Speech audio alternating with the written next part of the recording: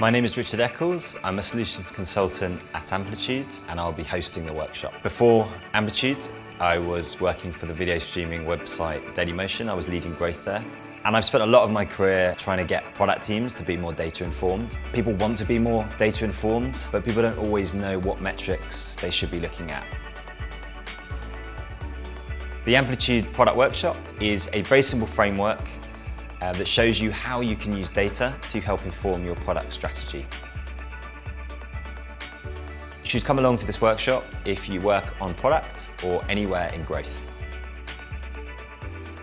So at the product workshop, we'll talk about different engagement models and help you to identify your engagement model for your product. We'll talk about the North Star metric, introduce that as a concept, how that ties back to as a leading indicator of success. And then we'll ask you to break off into smaller groups to apply the framework to an example that we give you. The workshop's going to be great because it gives you a simple framework that you can immediately take back and implement in your team. So please subscribe, sign up, and I look forward to seeing you at the workshop.